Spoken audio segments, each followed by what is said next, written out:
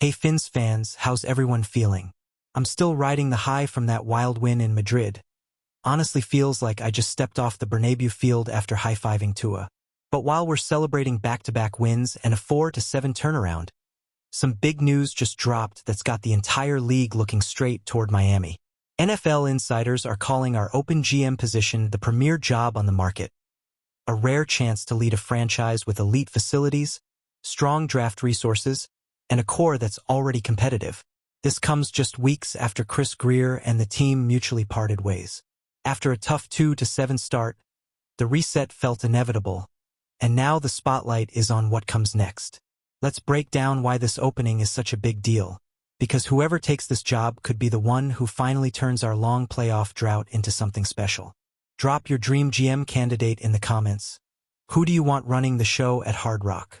First, let's talk about Grier's exit.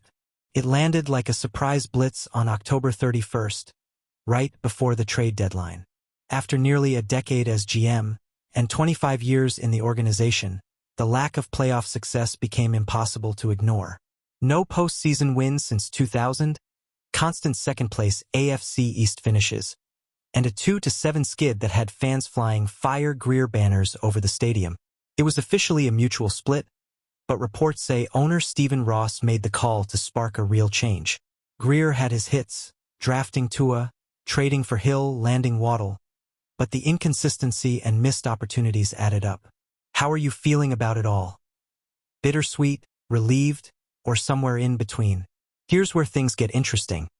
Despite the frustrations, the Dolphins' GM job is considered highly desirable around the league, according to The Athletic.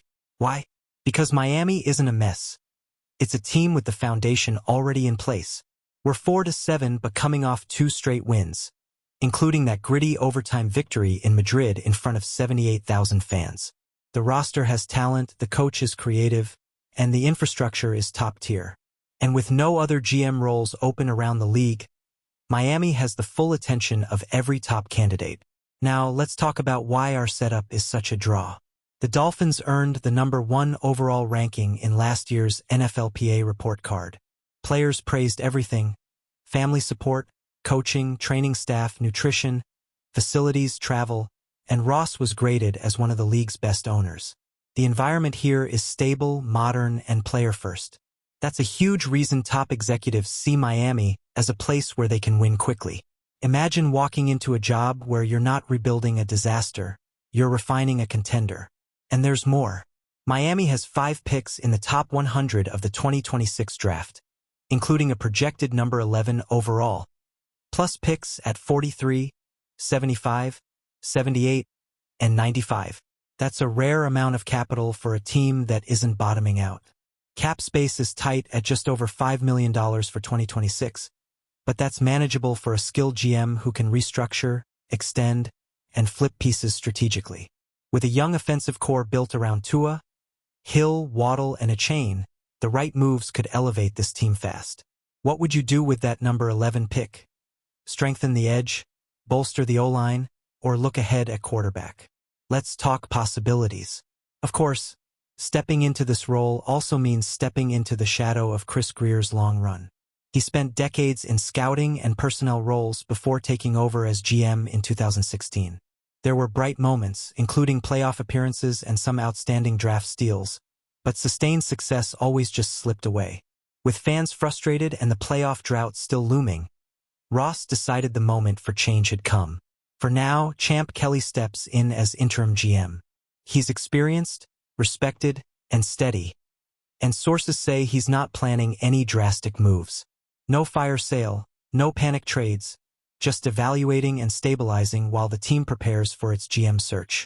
Kelly has a real chance to make his case, especially if the Dolphins keep trending upward. What would he need to do to earn your trust, or even win the job permanently? And here's another key factor. Miami is the only GM opening in the NFL right now. That exclusivity puts the franchise in a position of power. Top executives across the league know that this job could define their career. The Dolphins have the facilities, the ownership support, the young core, the draft capital, and the location, all ingredients for long-term success. Yes, the playoff drought is painful, 25 years painful. But despite that, this team is far from hopeless. 2 wins since Greer's departure have shown fight and resilience, and the roster isn't in need of a teardown. It needs direction. It needs vision. It needs the right leader. And that's why this moment feels so important. Fins up, always. This GM search has me feeling like it's draft night already, full of possibilities.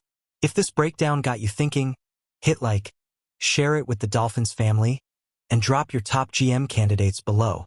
The future of this franchise might be decided sooner than we think, and it could reshape everything. More updates coming soon, especially with whispers that Champ Kelly may explore adding O-line help before the bye. Stay locked in, this ride is just getting started. Diving right in, let's set the stage on Greer's exit. It hit like a blindside blitz on October 31st, right before the trade deadline, after nearly a decade as our GM since 2016 and 25 years grinding in the Dolphins org from scout to exec. Picture the frustration. No playoff win since 2000, our longest drought in the league, best AFC East finish a runner-up, and that brutal 2-7 skid had fans flying Fire Greer banners over the stadium. Mutual parting? Sure, but sources whisper it was owner Stephen Ross pulling the trigger to shake up the mediocrity, keeping McDaniel at the helm for now while Champ Kelly steps in as interim. Greer's highlights? Drafting Tua, snagging Hill and Waddle pure gold. But the misses piled up, no sustained runs, just teases of playoffs in 22 and 23. Fins Nation? Bittersweet or breath of fresh air? Drop your raw take below. I want to hear if you're relieved or reminiscing. This report card glow isn't fluff. It's the secret sauce insider's site for why vets see Miami as prime time. A spot where you build contenders without the grunt work of basics. Ross's vision? Player-driven vibes that heal wounds from past regimes, like post-Flora stability. At 4-7, we're not bottom feeders. 2 wins post-Greer show resilience, and that A-grade ownership?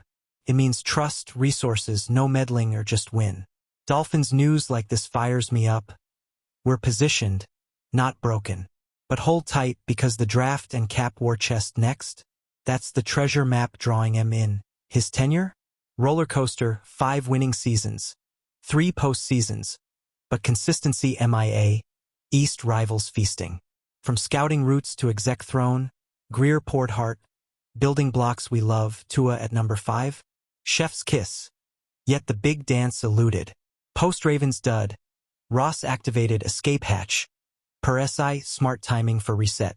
Dolphins lore. Greer's the bridge from drought to dawn, now cleared for bold strokes.